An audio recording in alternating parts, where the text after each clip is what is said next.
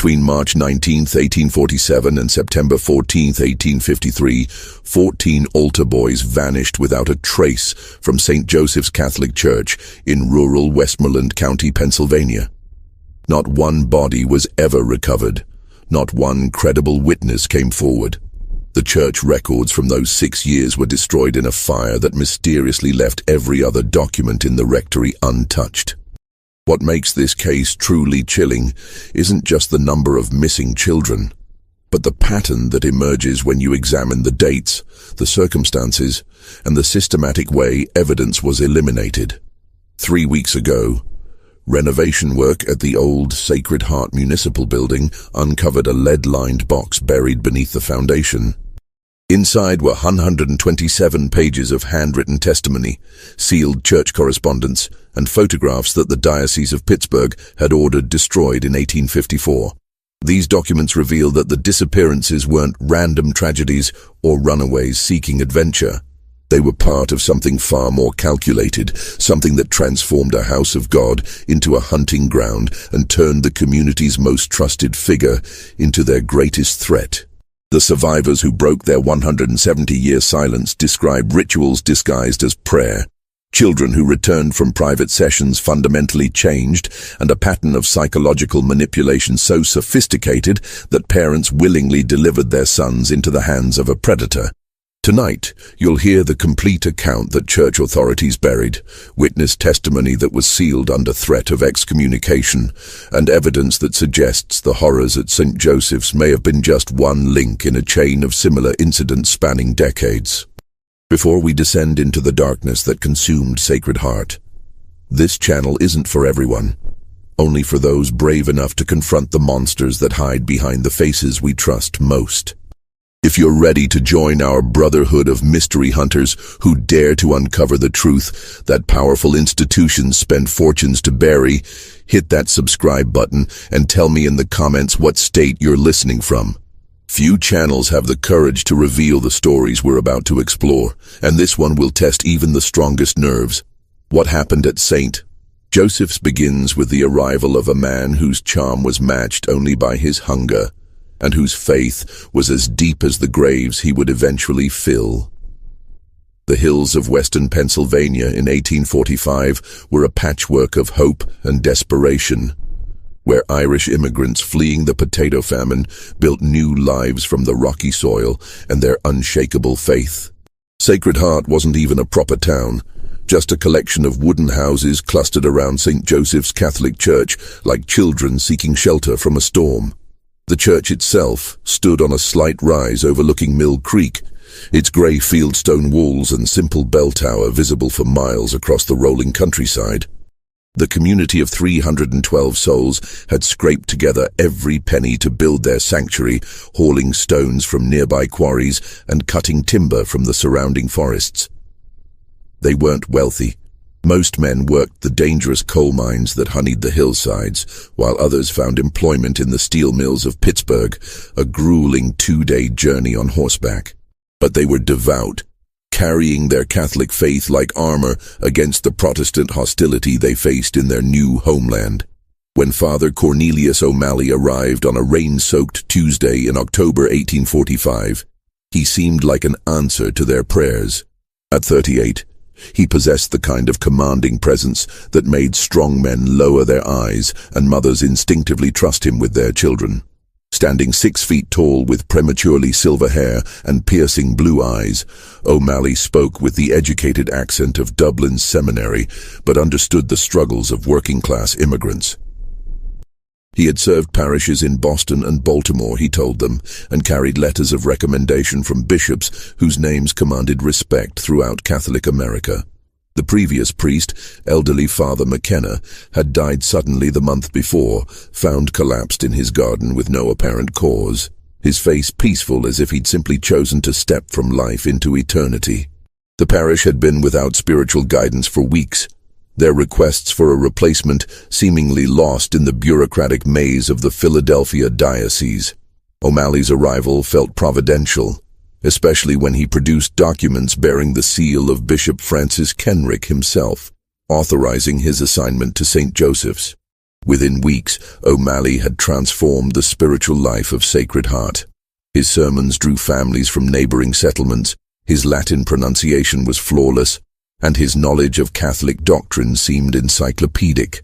He established a proper altar boy program, something the elderly McKenna had never managed, and began training young men in the sacred rituals that would prepare them for lives of Christian service. Parents competed to have their sons selected for this honor, seeing it as a pathway to education and advancement that their own poverty had denied them. The church reflected their collective devotion and O'Malley's refined sensibilities. He commissioned new stained glass windows depicting the Irish saints, Brigid, Columba, and Patrick, whose stories resonated with their immigrant experience. The altar was adorned with brass candlesticks purchased with money raised through church socials and donated labor. Most impressive was the bell tower, which O'Malley had enhanced with a clock mechanism and a bronze bell that chimed the hours, calling the faithful to prayer with a voice that seemed to echo from heaven itself. But it was in his relationship with the altar boys that O'Malley truly excelled, or so it seemed to the grateful parents who watched their sons flourish under his guidance. Michael Flanagan, the baker's boy who had struggled with reading, suddenly began reciting Latin with fluid precision. Tommy Sullivan, barely 10 years old, spoke of theological concepts that impressed visiting priests. Patrick Donnelly, the blacksmith's eldest son, announced his intention to pursue the priesthood, inspired by O'Malley's example of scholarly dedication and spiritual authority. The boys served not just during Sunday Mass, but at weekday services that O'Malley instituted for the spiritual benefit of the community. They learned to tend the altar candles, prepare the communion wine, and assist with the complex rituals that marked the Catholic calendar. O'Malley explained that this training required special sessions in the church's basement, where sacred relics were stored and where the boys could practice without the distractions of a full congregation. Parents noticed changes in their sons, a new seriousness, a deeper spirituality, an almost adult understanding of religious matters. The boys spoke less about childhood games and more about their calling to serve God. They formed close bonds with each other and with Father O'Malley, creating what seemed like a spiritual brotherhood that elevated them above the mundane concerns of secular life. Mary Sullivan, Tommy's mother, was particularly proud of her son's transformation. The boy who had once spent hours chasing frogs in Mill Creek now spoke earnestly about the mysteries of the Eucharist and the importance of absolute obedience to God's representatives on earth. When she asked about his private lessons with Father O'Malley, Tommy's eyes would take on a distant look as he spoke about sacred secrets and special prayers that he couldn't share with anyone outside the brotherhood of altar boys. What none of them understood, what none of them could have imagined, was that their beloved priest was carefully selecting and grooming his victims, using their faith as a weapon against them and their children's devotion as a trap that would eventually consume 14 young lives. The man they trusted with their souls was methodically preparing for a harvest that would begin on the feast of St. Joseph, just as winter finally released its grip on the Pennsylvania hills. The morning of March 19, 1847, dawned clear and cold, with frost still glittering on the windows of Sacred Heart's modest homes. The Feast of St. Joseph was one of the most important celebrations in the Catholic calendar, and St. Joseph's Church prepared for a day of special masses, communal meals, and the kind of joyful fellowship that strengthened the bonds of their immigrant community. The bell tower chimed the dawn call to prayer as it had every morning for the past year and a half. But this would be the last time its bronze voice would sound without carrying an undertone of tragedy. Michael Flanagan, at 12 years old, was the most experienced of Father O'Malley's altar boys and had been chosen for the honor of assisting with the special dawn mass that would begin the feast day celebrations. His mother, Brigid, had pressed his white surplice until it gleamed like fresh snow, and watched from the kitchen window as he walked the familiar path to the church. His prayer book clutched against his chest, and his breath forming small clouds in the frigid air. She expected him home within 2 hours for the breakfast of soda bread and bacon that she prepared every feast day morning. When those 2 hours stretched to 3, then 4, Bridget felt the first stirrings of unease. Michael was punctual to a fault, a boy who had never been late for a meal or missed his chores without explanation. She walked to the church, expecting to find him helping Father O'Malley with preparations for the noon mass, but found the building empty except for Mrs. Catherine Morrison, who was arranging flowers on the altar. Father O'Malley left hours ago, Catherine explained, adjusting a spray of early spring daffodils. Right after the dawn service ended. He said he had business in Pittsburgh and wouldn't return until evening. I assumed Michael went home with you. The search began immediately and involved every family in Sacred Heart. Men who should have been celebrating the feast day instead combed the surrounding forests, calling Michael's name until their voices echoed off the limestone cliffs that bordered Mill Creek. They dragged the deeper pools where a boy might have fallen through thin ice, searched the abandoned mine shafts that dotted the hillsides, and questioned every traveler on the roads leading to Pittsburgh and Johnstown. Father O'Malley returned as the sun was setting, his horse lathered with sweat and his face grave with concern. He had indeed traveled to Pittsburgh, he explained, to meet with Bishop Kenrick about expanding the altar boy program to include boys from neighboring parishes. The bishop had been so impressed with the spiritual development of Sacred Heart's young men that he wanted to use their program as a model for rural churches throughout western Pennsylvania. When told of Michael's disappearance, O'Malley's reaction seemed entirely appropriate for a priest who had lost one of his most devoted altar boys. He immediately organized additional search parties, led prayers for Michael's safe return, and spent hours counseling the boy's distraught parents. But when the searches continued for 3 days without finding any trace of the missing child, O'Malley called the community together for a meeting that would establish the pattern for everything that followed. The gathering took place in the church on a Thursday evening, with nearly every adult in Sacred Heart packed into the simple pews. O'Malley stood before them in his black cassock, his silver hair catching the light from dozens of votive candles, his voice carrying the weight of spiritual authority as he addressed their fears and confusion. "My dear brothers and sisters in Christ," he began, his Dublin accent lending gravity to every word. "We are gathered in sorrow and bewilderment, seeking answers that may test our faith in ways we never imagined. Young Michael Flanagan has vanished from our midst, and despite our most diligent efforts, we have found no trace of him in the physical world. But I must share with you what Michael confessed to me during our last private conversation, a burden that I can no longer bear alone." The congregation leaned forward, desperate for any explanation that might make sense of their tragedy. O'Malley's voice dropped to barely above a whisper, forcing them to strain to hear every word. "Michael came to me 3 days before the feast, tormented by guilt over a sin so grave that he feared for his very soul. He had been stealing communion wine from the sacristy, not just small tastes, but entire bottles that he shared with boys from the Protestant settlements. Worse, he had been mocking our sacred rituals, teaching these heretics to perform blasphemous parodies of the Mass for their amusement." Gasps echoed through the church. Michael's parents, sitting in the front pew, looked stricken. Their son had always been devout, never showing any sign of the rebellious spirit that sometimes afflicted boys his age. "I counseled him, of course," O'Malley continued, explaining that while his sins were serious, God's mercy was infinite for those who truly repented. "We prayed together, and I gave him a special penance. He was to spend the entire night of the feast day vigil in the church, praying for forgiveness and strength to resist further temptation. When I left for Pittsburgh that morning, Michael was supposed to remain in prayer until my return." The priest's voice broke slightly, as if overcome by emotion. "I believe that in his shame and fear, young Michael chose to flee rather than face the community he felt he had betrayed. He may have sought out those Protestant boys who led him astray, or perhaps he has run off to the cities where anonymity might provide escape from his guilt. We must pray that he finds his way back to us and to God's grace." It was a masterful performance, creating a narrative that explained Michael's disappearance while simultaneously discouraging too much investigation. Who would want to pursue a boy who had committed such sacrilege? What parent would want their own child associated with such blasphemy?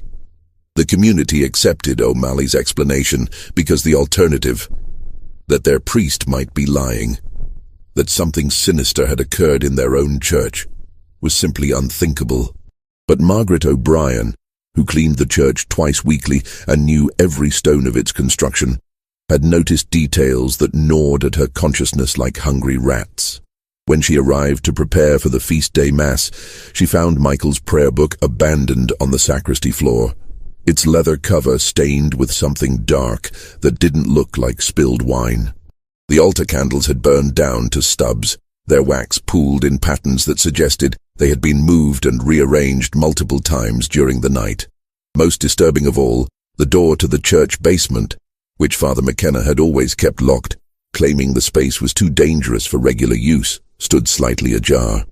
Margaret had descended those stone steps only once before, years ago when Father McKenna needed help retrieving Christmas decorations stored in the basement. She remembered a simple stone chamber with rough walls and a dirt floor, used for storage and nothing more. But the smell that drifted up from the basement that morning was different. Incense mixed with something organic and decay-sweet that made her stomach clench with nausea. When she mentioned these observations to Father O'Malley, his reaction was swift and severe.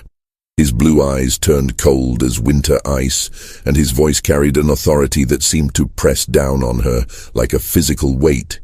"Margaret," he said, his tone gentle but unmistakably threatening, "I understand that grief and confusion can lead good people to imagine things that aren't there.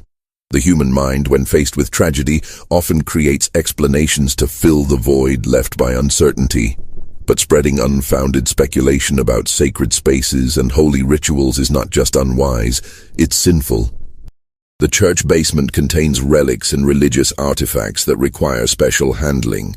If you detected unusual odors, they likely came from the incense used to bless these sacred objects." He stepped closer, and Margaret found herself backing against the pew, intimidated by his towering presence and the certainty in his voice. "I would hate to see you carry the spiritual burden of bearing false witness against your priest and your church. Perhaps it would be best if you focused on your cleaning duties and left theological matters to those of us trained to understand them.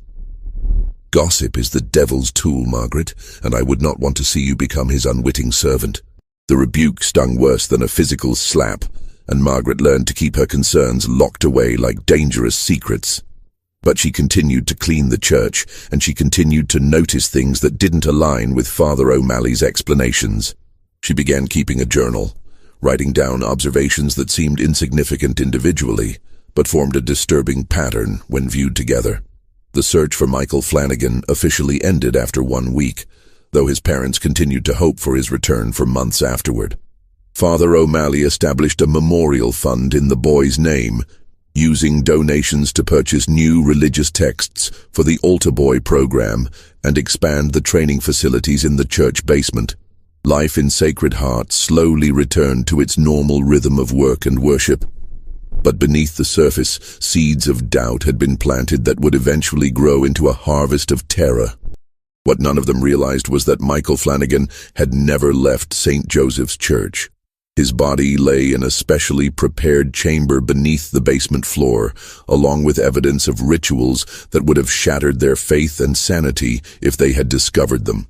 And Father O'Malley was already selecting his next victim from among the remaining altar boys, boys whose parents would deliver them willingly into his hands, trusting in his wisdom and never imagining that their most sacred beliefs were being used as weapons against their own children.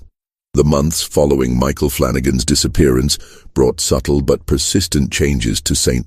Joseph's Church that the congregation attributed to their shared grief and Father O'Malley's determination to prevent similar tragedies. The priest's sermons grew darker and more complex, dwelling on themes of hidden sin, divine punishment, and the absolute necessity of obedience to God's appointed representatives on earth. He spoke often of the spiritual warfare being waged for the souls of their children, of unseen enemies who would use any weakness or doubt to corrupt the innocent. "The devil is cunning," O'Malley would intone from the pulpit, his voice carrying to every corner of the stone church, and he particularly targets those who serve at God's altar. Our altar boys face temptations that ordinary children cannot imagine, spiritual attacks designed to turn their devotion into rebellion, their purity into corruption. This is why they require special protection, special training, and special prayers that can only be performed in sacred spaces blessed for such purposes. The Altar Boy program continued, but with new protocols that O'Malley explained as necessary precautions learned from Michael's tragic fall from grace. Boys would now serve individual sessions with the priest rather than training in groups, allowing for more personalized spiritual instruction. These sessions often took place in the church basement, which O'Malley had been gradually renovating and sanctifying for advanced religious education. Parents noticed changes in their sons who participated in the program, but these changes seemed entirely positive. Tommy Sullivan, now 11, and the most senior altar boy after Michael's disappearance, displayed a spiritual maturity that impressed visiting priests and made his mother weep with pride. He spoke knowledgeably about theological concepts that most adults struggled to understand, quoted Latin scripture with perfect pronunciation, and demonstrated a level of devotion that seemed almost mystical. But Kathleen Murphy, whose 13-year-old son Danny had recently joined the altar boys, began to observe details that troubled her maternal instincts. Danny had always been a cheerful, talkative child who shared every detail of his day at the dinner table. After beginning his private sessions with Father O'Malley, however, he became increasingly quiet and withdrawn, answering questions about his training with vague responses about sacred mysteries and special prayers that he couldn't discuss with anyone outside the altar boy brotherhood. More disturbing were the physical changes she noticed. Danny began losing weight despite eating normally. Dark circles appeared under his eyes as if he wasn't sleeping well, and his hands developed a subtle tremor that became more pronounced whenever Father O'Malley's name was mentioned. When she asked about these symptoms, Danny would insist he felt fine, but his voice carried a hollow quality that reminded her of sleepwalkers she had seen in her childhood in County Cork. The boy also began displaying knowledge and behaviors that seemed inappropriate for his age and upbringing. He knew details about Catholic history that weren't taught in their simple parish school, spoke casually about religious practices from other cultures, and sometimes used Latin phrases that Father O'Malley claimed were advanced prayers taught only to the most spiritually mature altar boys. When Kathleen asked where he had learned such things, Danny would simply say that Father O'Malley was teaching them about the true church that existed before modern corruptions watered down the faith. Most unsettling of all were the nightmares that began afflicting Danny within weeks of his first private session. He would wake screaming about the dark place under the church and the man in shadows who wasn't really Father O'Malley. When pressed for details, Danny could only describe fragments.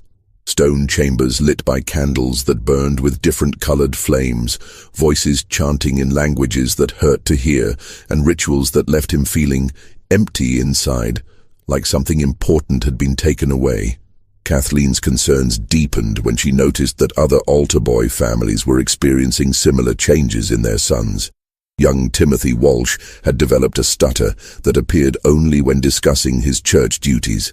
Brian O'Connor, previously an energetic boy who loved outdoor games, now spent hours sitting motionless in their family's small garden, staring at nothing with the vacant expression of someone far older than his 12 years. Most disturbing was Patrick Donnelly, the blacksmith's son, who had once spoken enthusiastically about following Father O'Malley into the priesthood, but now flinched whenever the priest's name was mentioned. When Kathleen attempted to discuss these observations with other mothers, she encountered resistance that puzzled and frustrated her. These were women who had shared every detail of their children's lives since birth, but suddenly they seemed reluctant to acknowledge any problems with the altar boy program. Some claimed their sons were simply maturing spiritually and shouldn't be questioned about sacred matters. Others suggested that Kathleen was being overprotective and should trust Father O'Malley's judgment about what was best for the boys. Behind this reluctance lay a complex web of shame, denial, and social pressure that Father O'Malley had carefully cultivated. He had explained to parents that their sons were being trained in advanced spiritual disciplines that required absolute secrecy to maintain their sacred power. Any discussion of these training methods with outsiders would not only invalidate the boys' spiritual progress, but could expose them to demonic influence. Parents who truly loved their children, he suggested, would respect these boundaries and trust in the wisdom of the church. Moreover, O'Malley had skillfully positioned criticism of the altar boy program as criticism of the Catholic faith itself. In a community where religious identity was their primary defense against Protestant hostility and economic marginalization, questioning the priest's methods felt dangerously close to apostasy. Parents who harbored doubts found themselves caught between their protective instincts and their need to belong to the only institution that offered them dignity and community in their new homeland. The second disappearance occurred exactly 1 year after Michael's vanishing, on the feast of St. Joseph, 1848. Tommy Sullivan failed to return from what Father O'Malley described as a special overnight vigil for the souls of the departed, a ceremony that the priest claimed was practiced in the most ancient Christian communities and required the participation of only the most spiritually advanced altar boys. This time, O'Malley's explanation was more elaborate and harder to verify. Tommy, he announced with great ceremony during Sunday Mass, had been selected for an extraordinary honor. Bishop Kenrick himself had requested the boy for a special mission to the Western Territories, where his spiritual gifts were desperately needed to establish new parishes among the growing Catholic communities in Ohio and Indiana. The boy had been sworn to secrecy about his destination to protect him from those who might oppose Catholic expansion into Protestant-dominated regions. The priest produced official-looking documents bearing elaborate seals and signatures, written in the formal language that impressed Sacred Heart's largely illiterate population. He read aloud excerpts praising Tommy's exceptional spiritual development and natural gifts for advanced religious instruction. The boy's parents, Mary and Patrick Sullivan, were told they should feel honored that their son had been chosen for such important work, even though it meant they might not see him again for years. But Margaret O'Brien, still cleaning the church despite her growing unease, had noticed the same disturbing signs that preceded Michael's disappearance. The basement door had been left ajar on the morning Tommy vanished, and the smell of incense mixed with something organic and corrupt had been stronger than ever. She had also observed Father O'Malley's behavior during the weeks leading up to the feast day, noting how he had paid special attention to Tommy during services, keeping the boy after other altar boys were dismissed, and speaking to him in whispers that seemed to entrance the child. More troubling was her discovery, while cleaning the sacristy the day after Tommy's supposed departure, of the boy's most prized possession, a small wooden cross that his grandfather had carved in Ireland and given to him before dying of fever during their Atlantic crossing.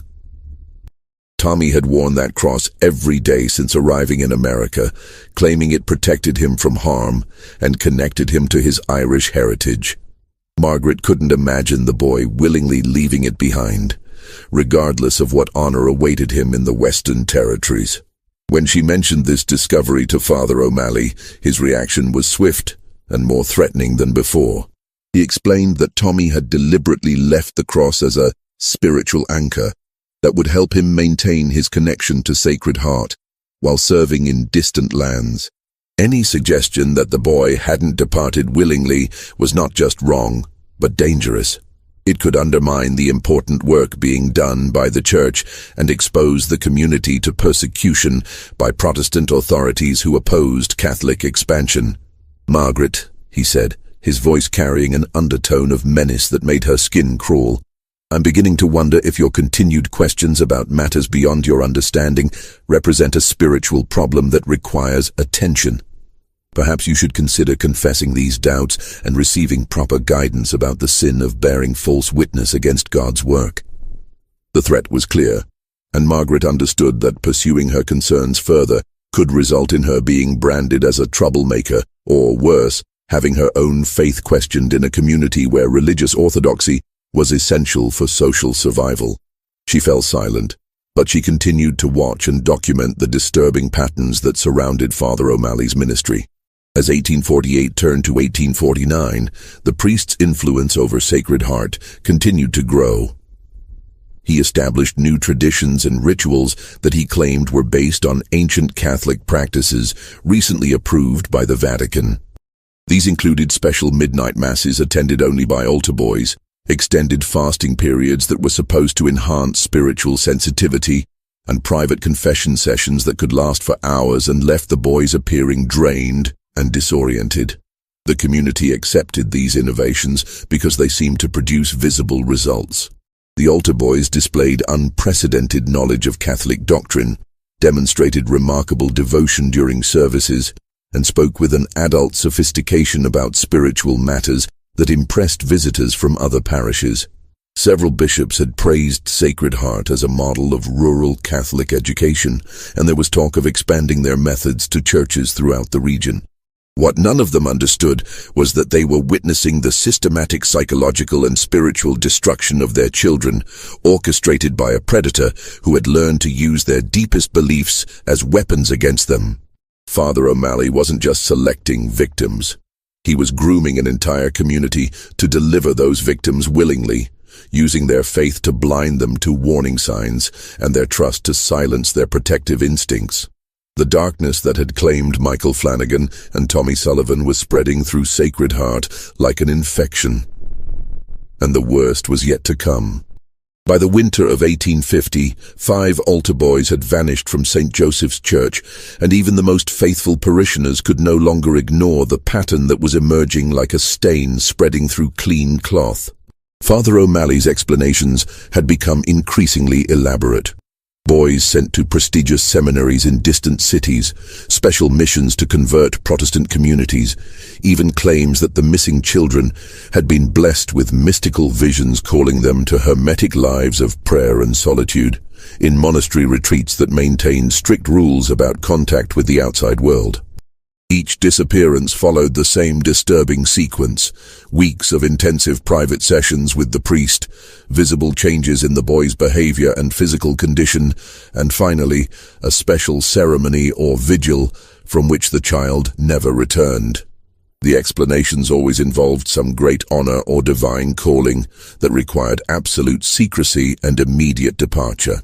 Parents were presented with official documents, told of the extraordinary spiritual gifts their sons possessed, and reminded that questioning God's plans was both prideful and potentially damaging to their children's sacred missions. But cracks were beginning to show in Father O'Malley's carefully constructed narrative, visible to those brave enough to look beyond the comfortable lies that allowed the community to function. Sean O'Connor, whose 13-year-old son Liam had disappeared the previous autumn during what the priest called advanced mystical training, had begun drinking heavily at Murphy's Tavern in nearby Millfield. The normally reserved coal miner would sit alone at the bar, nursing whiskey and muttering fragmentary statements that chilled anyone who overheard them. "The sounds at midnight," O'Connor would whisper, his eyes unfocused and his hands shaking. "Not prayers. Something else.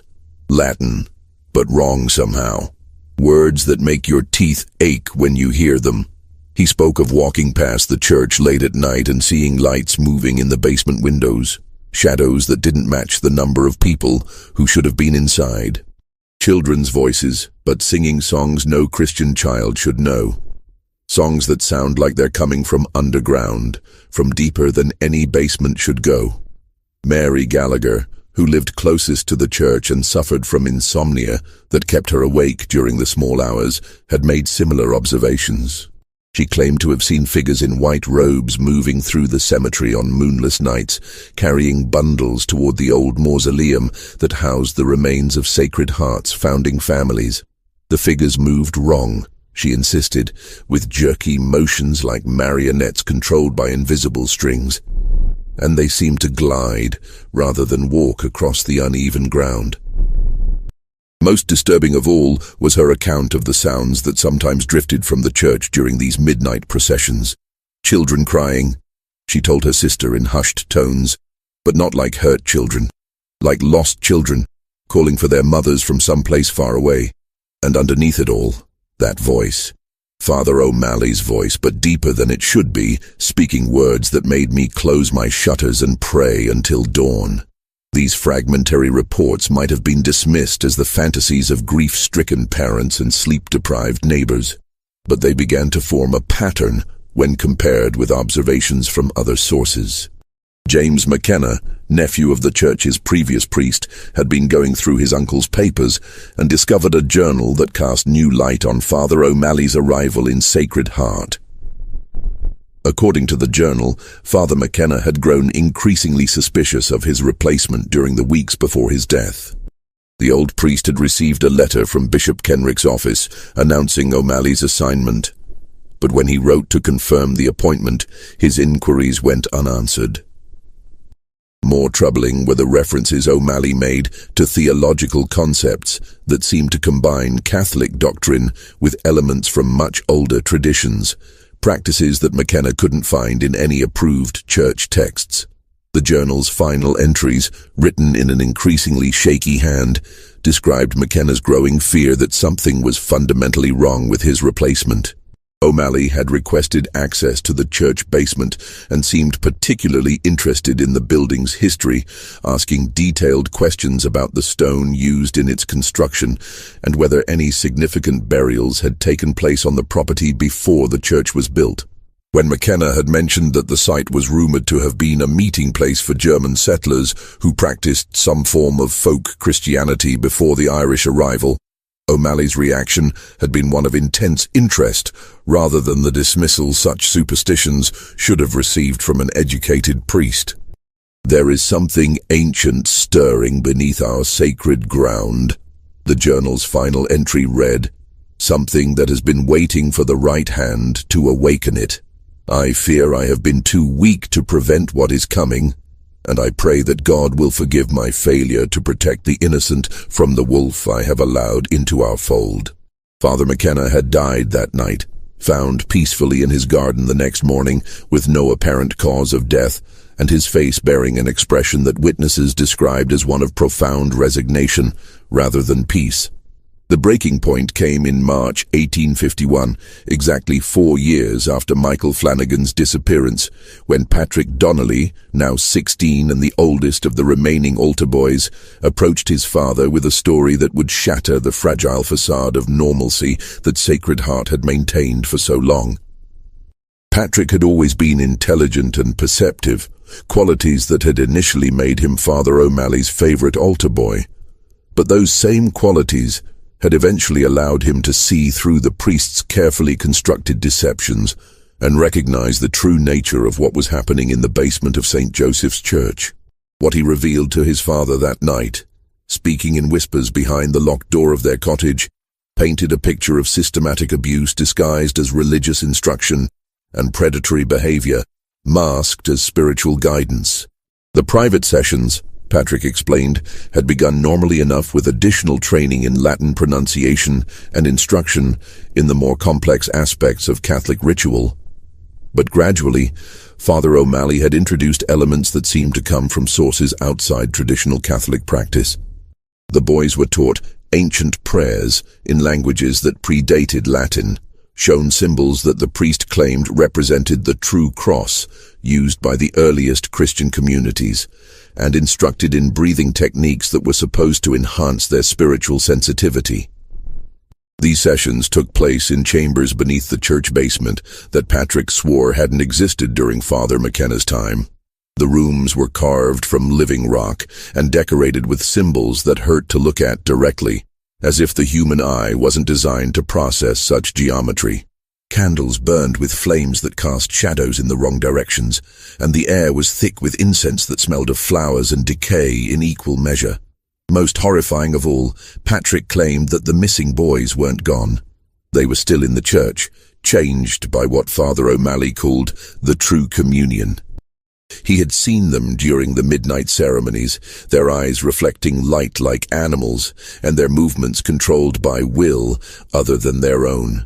They spoke in voices that sounded like multiple people talking in unison, and they served the priest in ways that made Patrick violently ill when he tried to describe them. "They're not dead," he whispered to his father, his face pale as candle wax and his hands shaking with remembered terror. But they're not alive either, not in any way that matters.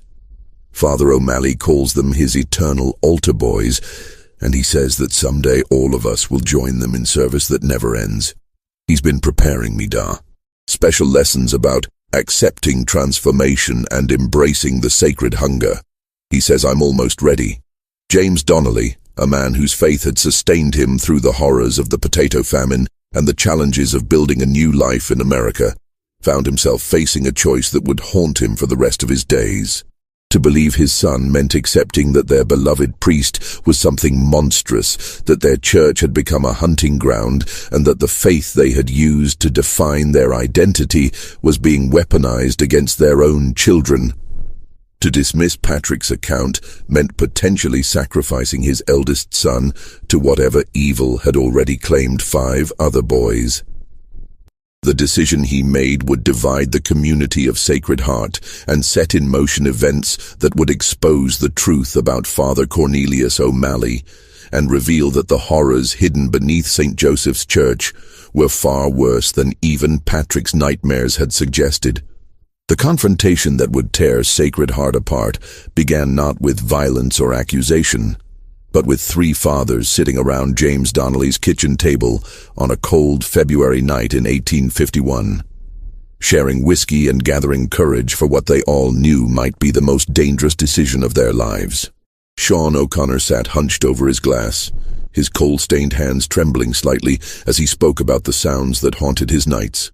Michael Walsh, whose boy Timothy had developed that persistent stutter after joining the altar boys, stared into the fire and shared observations that had been eating at his conscience for months.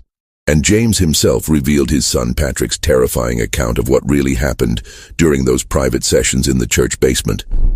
They were not reckless men or natural rebels. These were immigrants who had learned to keep their heads down and avoid confronting authority. Men who understood that challenging the wrong person could mean losing their jobs, their homes, and their place in the only community that would accept them. But they were also fathers, and the protective instinct that had driven them across an ocean to build new lives for their families was now screaming that their children were in mortal danger. "We can't go to the sheriff," O'Connor said, his voice barely above a whisper. "Protestant lawmen won't listen to Catholic concerns, and even if he did, what proof do we have? Strange sounds in the night, children having nightmares, a priest who's maybe too friendly with the boys. They'd laugh us out of the county courthouse, and we'd be marked as troublemakers." Walsh nodded grimly. "And we can't write to the bishop either. O'Malley's got documents with Kenrick's seal, letters of recommendation that look official enough. If we accuse him of whatever this is, without proof, they'll transfer us to another parish or worse, could lose our jobs, our homes. Whole community could be scattered."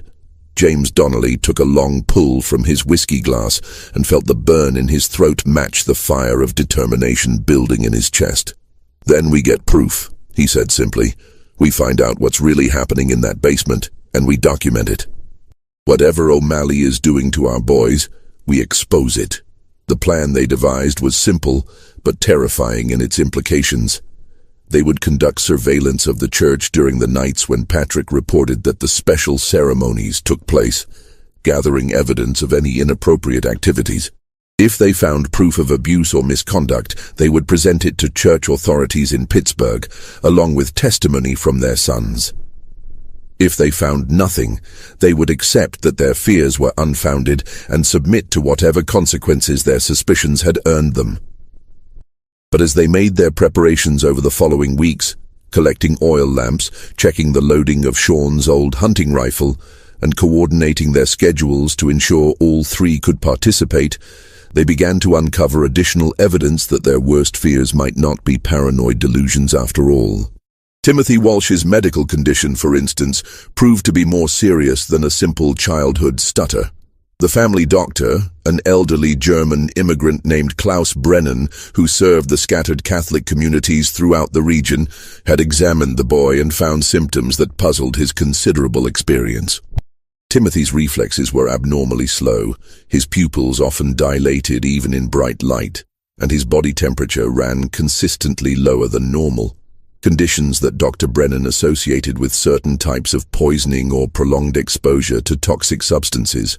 More disturbing were the scars that the doctor discovered during his examination, small precise cuts on Timothy's arms and chest that formed patterns too regular to be accidental injuries.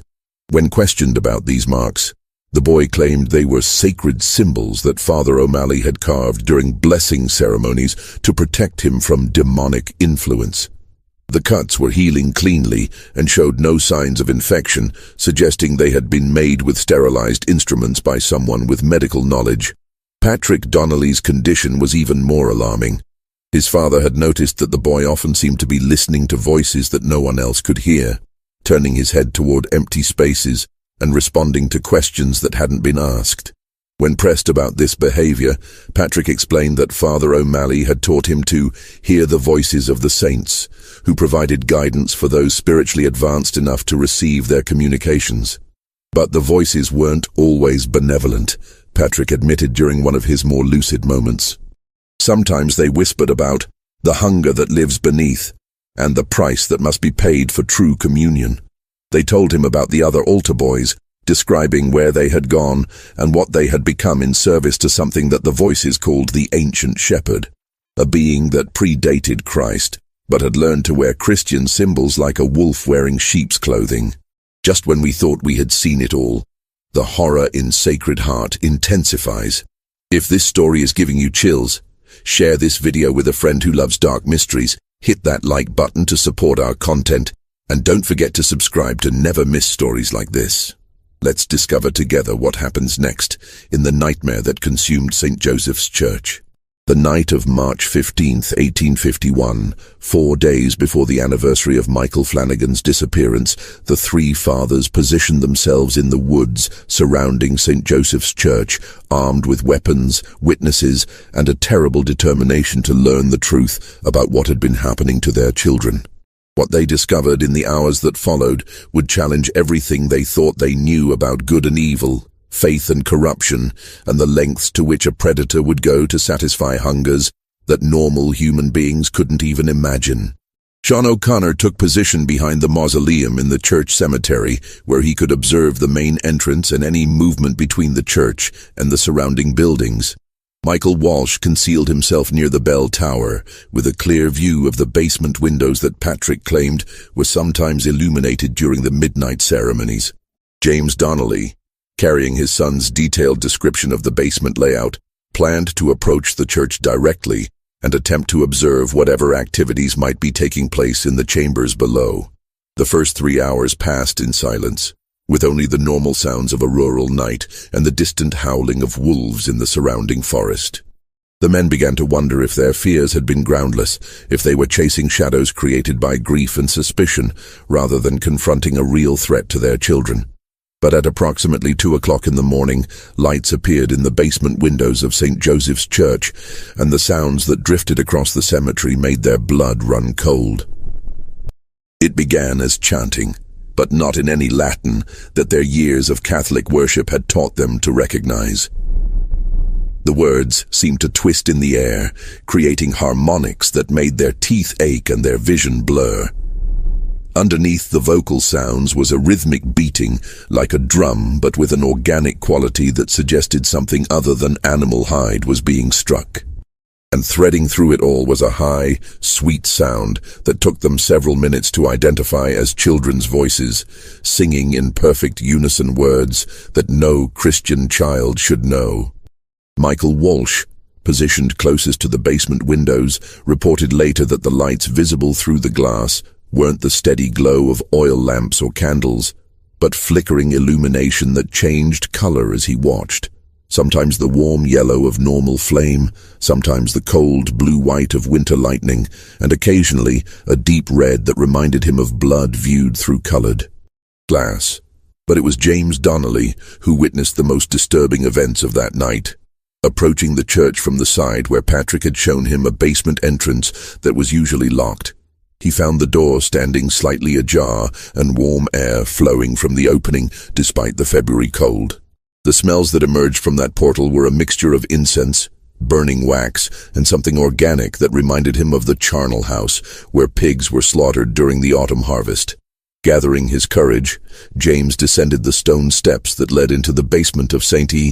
Joseph's Church, following the sounds and lights toward chambers that shouldn't have existed according to the building's original plans. What he saw in the depths beneath their place of worship would haunt his nightmares for the rest of his life, and challenge every assumption he had ever made about the nature of evil and the vulnerability of innocence. The basement had been transformed into something that belonged more in the pagan temples of ancient Rome than in a 19th century Catholic church. The walls were covered with symbols carved deep into the stone, designs that seemed to shift and writhe in the flickering candlelight as if they were alive. Candles burned in arrangements that formed geometric patterns too complex for accidental placement, their flames casting shadows that moved independently of the objects that should have created them. At the center of the largest chamber stood an altar made from a single piece of black stone, its surface polished to mirror smoothness and stained with substances that James preferred not to identify. Around this altar, moving in a slow circle that followed the rhythm of the drumming, were 7 figures in white robes. But these weren't the simple surplices worn by altar boys during normal church services. These garments were decorated with the same twisted symbols that covered the walls, embroidered in threads that seemed to absorb light rather than reflect it. But it was the faces beneath those hoods that broke something fundamental in James Donnelly's understanding of reality. 5 of the 7 figures were the missing altar boys: Michael Flanagan, Tommy Sullivan, and the others who had supposedly been sent to distant seminaries or missionary postings. But they had been changed in ways that went beyond simple physical alteration. Their eyes reflected light, like those of nocturnal animals. Their movements were perfectly synchronized, as if controlled by a single mind, and when they opened their mouths to continue the chanting, the sounds that emerged seemed to come from multiple throats, speaking in unison. The 6th figure was his own son, Patrick, moving with the same mechanical precision as the others, but still recognizably himself, evidence that whatever transformation process was being used hadn't been completed yet. And leading the procession, his silver hair gleaming in the unnatural light and his blue eyes filled with an intelligence that seemed far older than his apparent age, was Father Cornelius O'Malley. But the priest James had known for over 5 years was gone, replaced by something wearing his form like an ill-fitting garment.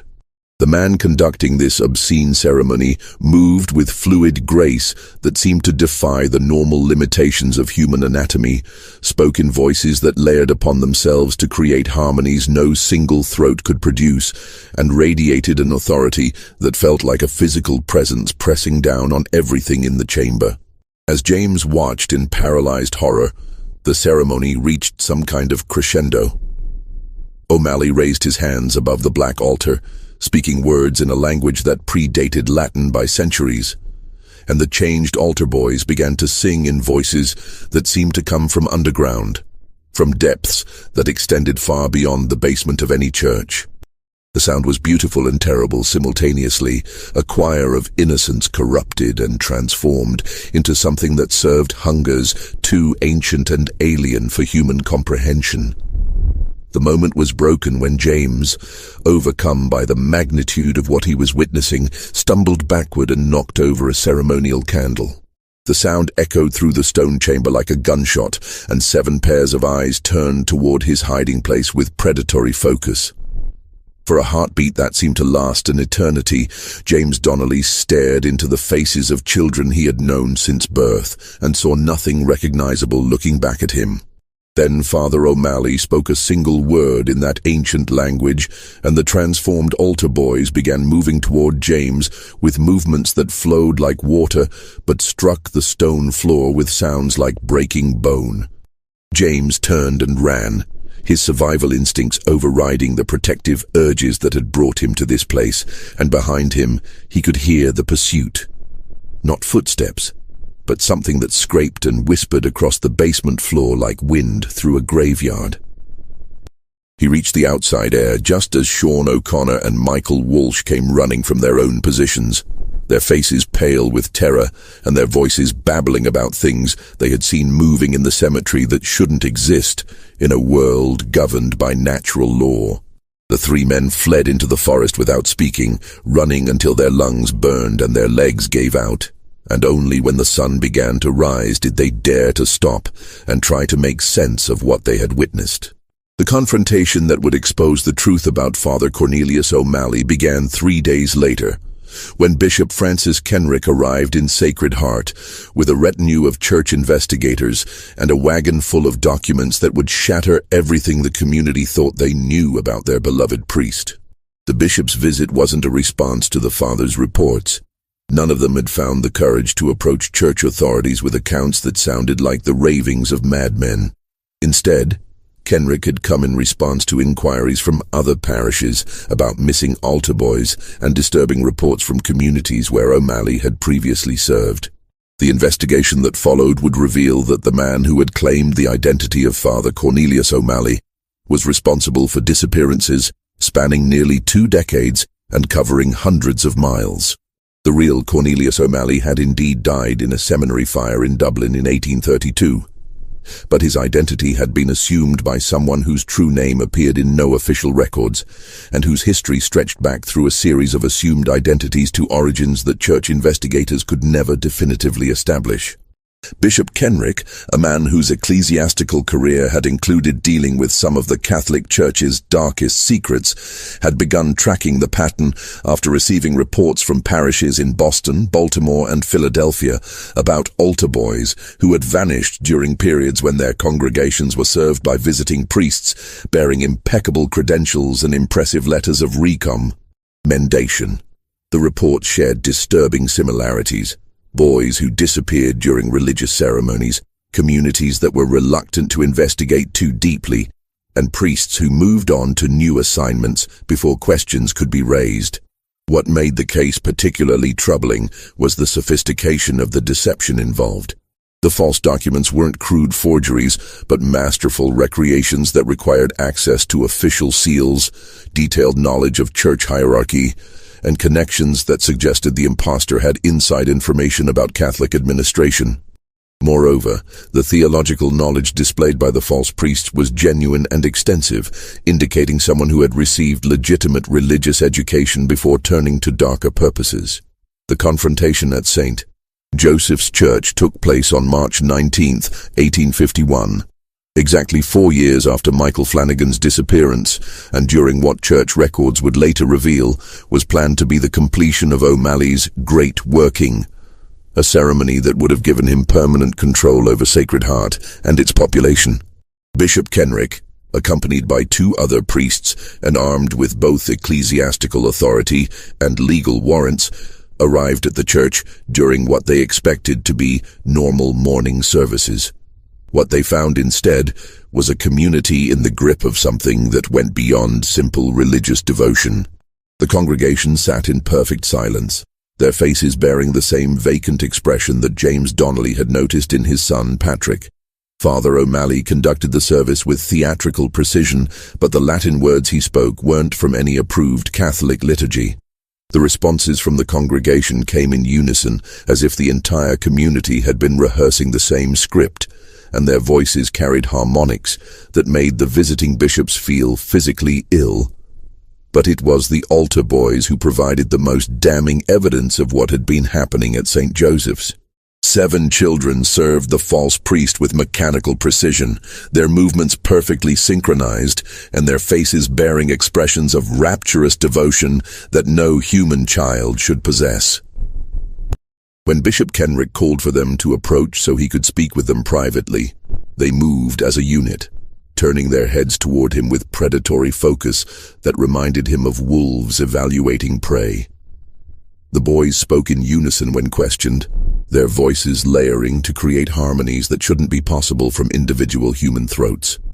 They claimed to be happy in their service, blessed to have been chosen for special duties that brought them closer to God than ordinary children could ever hope to achieve. But their words were too perfect, their responses too rehearsed, and their eyes reflected light in ways that suggested something fundamental had been altered in their biology.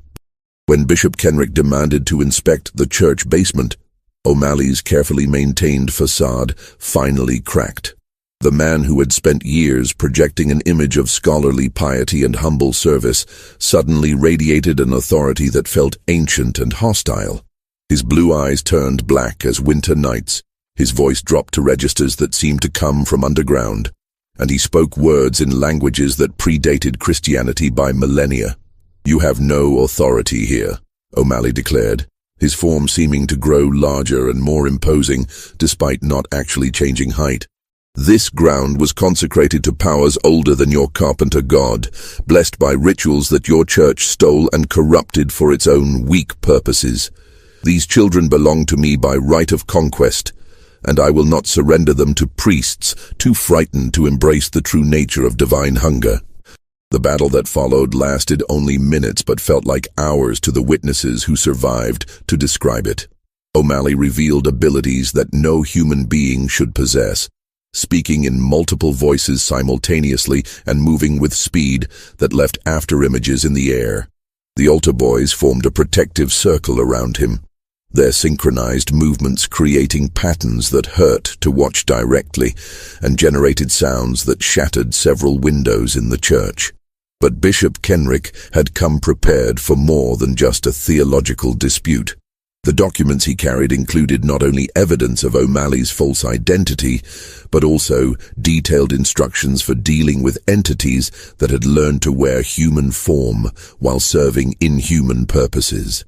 The ritual he performed wasn't an exorcism in the traditional sense, but something older and more specific. A binding that would force the creature to abandon its stolen identity and reveal its true nature. The result was horrifying beyond anything the witnesses had imagined possible. O'Malley's human appearance began to deteriorate like a mask melting in fire, revealing something underneath that belonged to no classification of life that natural science recognized. His skin became translucent, showing dark veins that pulsed with rhythm too fast for a human heart. His eyes multiplied, opening at his temples and the back of his neck, like windows into spaces that shouldn't exist. And his voice, when he screamed his rage at being exposed, shattered every piece of glass in the church and drove 3 of the investigating priests to their knees, with hands pressed over their bleeding ears.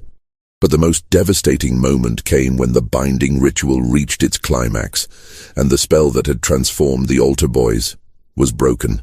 The 7 children collapsed simultaneously, their bodies convulsing as whatever had been controlling them was forcibly expelled. When they finally stopped moving and opened their eyes, 5 of them stared at the ceiling with the vacant gaze of the truly dead, while 2, including Patrick Donnelly, began screaming with voices that sounded like children again for the first time in months. The thing that had called itself Father Cornelius O'Malley made one final attempt to maintain its hold over Sacred Heart, speaking words that tried to reimpose the mental dominance it had exercised over the community for years. But its power had been broken by the exposure of its true nature, and instead of compliance, it faced a congregation that was finally seeing clearly after years of spiritual manipulation. James Donnelly, freed from the supernatural influence that had kept him passive despite his growing suspicions, grabbed his son Patrick and ran from the church, followed by other parents who suddenly understood what had been done to their children. Behind them, the creature's screams of rage and frustration echoed across the Pennsylvania hills like the sound of damnation itself being denied its promised harvest. The official church records of what happened at St.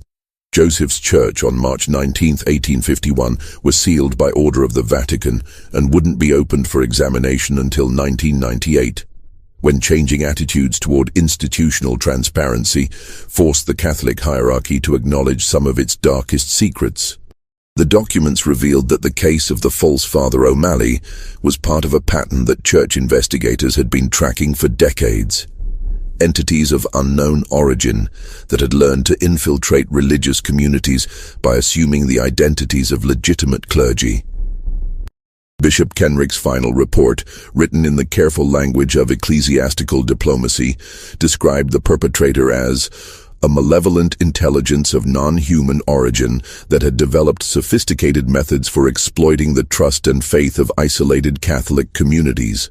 The report noted that the entity had demonstrated abilities that defied natural law, including apparent immortality, shape-shifting capabilities, and the power to exert psychological control over large groups of people for extended periods. But the most disturbing aspect of the case wasn't the supernatural elements. It was the systematic way the creature had used the Catholic Church's own structure and beliefs to facilitate its predation. By assuming clerical authority, it had gained access to children whose parents would never question a priest's intentions. By invoking religious obedience, it had silenced potential victims and their families. And by operating within an institution that valued faith over skepticism, it had created an environment where warning signs were interpreted as tests of devotion rather than calls for investigation. The 5 altar boys who died during the binding ritual were given Catholic burial in Sacred Heart Cemetery, but their families were told they had succumbed to a virulent fever that had swept through the region. The truth about their prolonged torment and the circumstances of their deaths was deemed too traumatic for public consumption and too damaging to the Church's reputation among immigrant communities who depended on religious institutions for social cohesion and spiritual comfort. Patrick Donnelly survived, but the boy who returned to his father's house bore little resemblance to the cheerful child who had once dreamed of becoming a priest. The months of psychological manipulation and supernatural influence had left him with permanent neurological damage that manifested as seizures, memory gaps, and episodes of catatonic withdrawal that could last for days. He never spoke about what had happened during his time as an altar boy, but he would wake screaming from nightmares that involved underground chambers and voices that called his name from empty spaces. Timothy Walsh, the other survivor, recovered more completely, but was left with a severe stutter that made normal conversation difficult and a persistent tremor in his hands that prevented him from pursuing his family's trade as a blacksmith. He eventually became a hermit, living alone in a cabin deep in the Pennsylvania forests and avoiding human contact except for monthly trips to town for supplies. Local residents reported that he could sometimes be heard talking to himself during these visits, carrying on conversations with people who weren't there and answering questions in voices that didn't sound like his own. The community of Sacred Heart never recovered from the trauma of discovering that their spiritual leader had been a predator in disguise. Families scattered to other settlements throughout western Pennsylvania, carrying their shame and silence to new churches where they learned to speak of their time at St. Joseph's as a period of spiritual confusion that was best forgotten. The church building itself was deconsecrated and sold to the county government, which converted it into a storage facility for road maintenance equipment and sealed the basement with concrete to prevent unauthorized access. But sealing the basement couldn't contain the psychological contamination that had spread through Sacred Heart during O'Malley's tenure. Several families reported continuing supernatural phenomena in their new homes. Children who spoke in languages they had never learned, household objects that moved without explanation, and voices that whispered from empty rooms during the darkest hours of the night. Dr. Klaus Brennan, the physician who had examined Timothy Walsh, documented cases of what he termed residual spiritual influence, affecting multiple members of the Sacred Heart diaspora, symptoms that persisted for years after their escape from the false priest's control. The creature that had assumed Father O'Malley's identity was never captured or definitively destroyed. Bishop Kenrick's binding ritual had forced it to abandon its human disguise and flee from Sacred Heart, but church investigators found evidence suggesting it had simply moved to a new location and begun the process of assuming another clerical identity. Reports from parishes throughout the Midwest described visiting priests whose credentials seemed impeccable, but whose methods raised subtle questions among observant parishioners. In 1867, 16 years after the Sacred Heart incident, a similar pattern of altar boy disappearances was reported from a German Catholic community in Wisconsin. The investigating priest found evidence of basement chambers that shouldn't have existed according to architectural records, ritual symbols carved into church walls, and testimony from survivors describing ceremonies that combined Christian liturgy with practices that belonged to much older traditions. But by the time church authorities arrived to investigate, the priest responsible had vanished, leaving behind only empty chambers and the traumatized remnants of another shattered community. The final chapter in the St. Joseph's case wasn't written until 1923, when the old church building was finally demolished to make way for a new county courthouse. Workers discovered that the basement extended far deeper than the original building plans indicated, with chambers carved from living rock that showed signs of recent occupation despite being sealed for over 70 years. The walls were covered with symbols that matched those described in Bishop Kenrick's report, but they appeared to have been carved recently rather than during the 1850s. Most disturbing of all was the discovery of personal items belonging to children who had gone missing from surrounding communities during the previous decade. Items arranged in ritual patterns around stone altars stained with substances that resisted chemical analysis. The workers also reported finding 14 sets of small bones buried beneath the basement floor, arranged in geometric patterns around a central chamber that showed evidence of repeated ceremonial use. The bones were given Christian burial in Sacred Heart's new cemetery, but the workers who handled them reported experiencing nightmares for months afterward. Dreams of children singing Latin hymns in voices that echoed from underground chambers and shadows that moved independently of the objects that cast them. Several of the construction crew quit their jobs rather than continue working on the courthouse project, claiming they could hear whispers coming from the excavation site during night shifts. Dr. Margaret Thornton, a forensic anthropologist who examined the remains at the request of local authorities, determined that the bones belonged to children aged between 8 and 16 who had died over a period spanning several decades. The most recent remains showed evidence of death occurring within the previous 5 years, suggesting that whatever had happened at St. Joseph's in the 1850s had continued long after the church was supposedly sealed and abandoned. Her report, filed with both civil authorities and the Catholic Diocese of Pittsburgh, included a recommendation that the entire courthouse site be consecrated by appropriate religious officials before construction continued. The recommendation was quietly ignored, but workers on the project reported continuing supernatural incidents. Tools that moved overnight, foundation concrete that cracked in patterns that resembled the ritual symbols found in the basement, and the persistent sound of children's voices singing during the early morning hours when the construction site should have been empty.